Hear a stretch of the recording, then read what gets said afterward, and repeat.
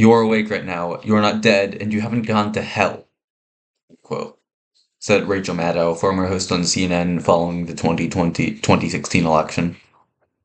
Ladies and gentlemen, people are angry about politics.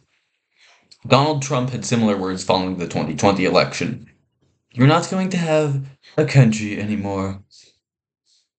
Late night host Jimmy Kimmel cried on stage following the 2024 election. Quote, it was a terrible night for women and children. For democracy and decency. Unquote.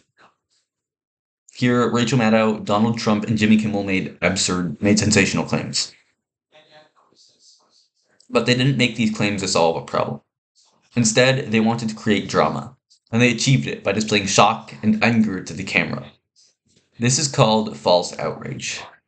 Even though false outrage is designed for the camera, it influences others. Actually, it doesn't just influence them, it infects them. False outrage is a disease. To cure this disease, we must decide that anger is not the solution to our problems. Today, we'll start by diagnosing false outrage in our culture, move on to its symptoms, and conclude with the cure. So, what's the difference between true and false outrage? True outrage wants what is right. It only cares about achieving good. False outrage wants to be seen.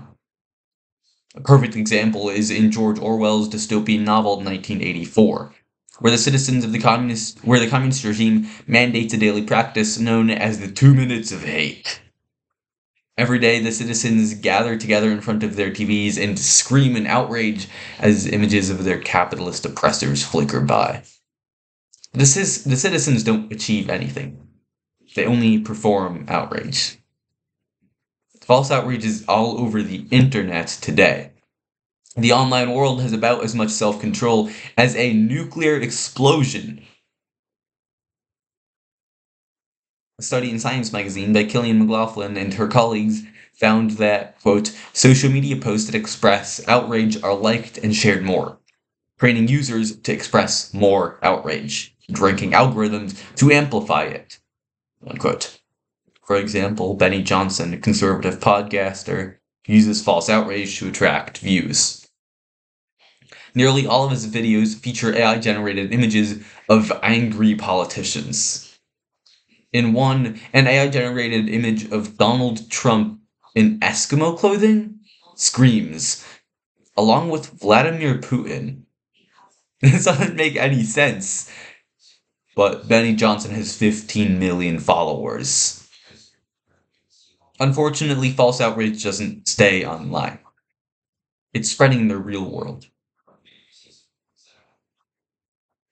The Foundation for Individual Rights and Expression points out in a report, quote, this year more than 68% of students said that shouting down a speaker is at least rarely acceptable, unquote.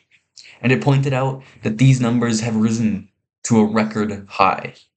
Students are now more willing than ever to use outrage to end conversations. This happens all the time.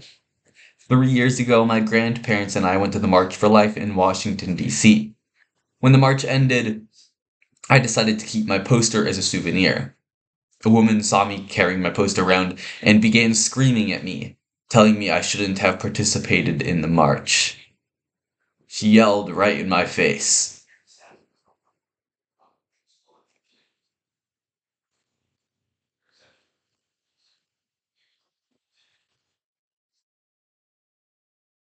Online and in person, our culture embraces outrage. Now that we've diagnosed our culture with false outrage, let's move on to the symptoms. Those would be having angry conversations and believing that our anger makes us good people.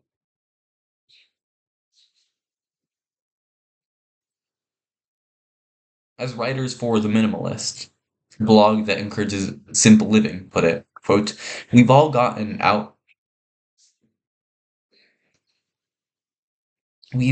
offended without asking ourselves why, and then used our fake outrage to cast judgment upon others. It makes us feel better. Unquote. When we pretend to be outraged, we don't have to reason through our beliefs. Here's Morgan, the British host of a political show with 4 million followers, uses false outrage to avoid hard questions. In a 2017 interview, when a guest questioned Piers on his stance on gun policy, Piers responded, "How dare you?" "Oh, Piers, you can keep saying that, but my point still stands," said his guest. But Piers didn't address his point. "Again, how dare you?" he repeated. Nothing Piers Morgan said advanced the debate. Instead, he used outrage to shield himself, because outrage is easier than analysis. False outrage is like hiding under the bed during hide and seek. It'll hide you well, but it's a terrible place to be. Performative outrage is a terrible place to be.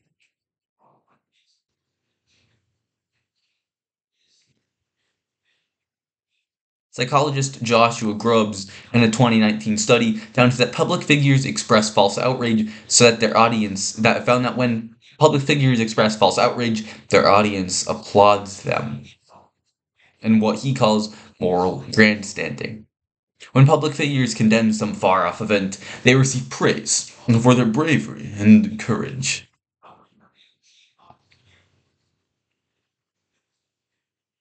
Stephen Colbert, another late-night host, has done exactly that. After Donald Trump held a rally at Madison Square Garden in New York City, Colbert said on his show, quote, "I'm sure it was just a coincidence, but in 1939 they held a pro-Nazi rally there." With this remark, Colbert insinuated that Trump is pro-Nazi. Having created a straw man out of Trump, an evil Nazi, Stephen Colbert spared no words, swearing at Trump live on national television. His statements make sense because his worldview treats outrage as virtuous. Author Glenn Beck describes the human effect of false outrage in his book, Addicted to Outrage. Quote, "It deprives human beings of genuine humanity, replacing it instead with an outwardly facing caricature of a virtuous human being wrapped around a rotting corpse." Unquote. His worldview has morality backwards. False outrage replaces good deeds with outraged words. The culture celebrates false outrage. Politicians and media figures promote it. They don't deserve all the blame, but their worldview does deserve the blame. Their worldview is false. Fake outrage is not a virtue. Moral grandstanding is not a good deed. This moral confusion has eroded the genuine compassion of millions and transformed it into outrage. But I wouldn't have accomplished anything if I told you to be outraged at false outrage.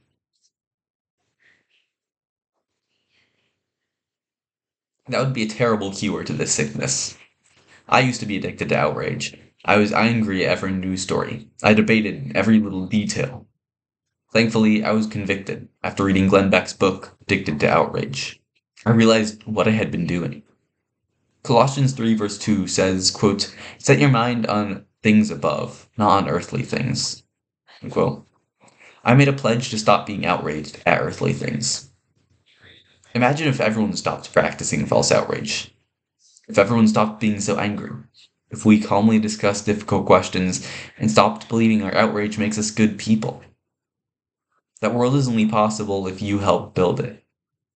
To take a quote from Darth Vader in Star Wars completely out of context, "With our combined strength, we can end this destructive conflict and bring order to the galaxy."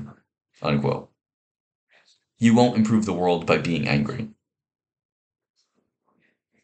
We've diagnosed a culture with false outrage, seen its symptoms, and discussed the cure.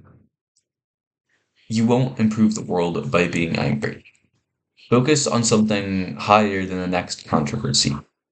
You have a whole life to live. Don't waste it being angry.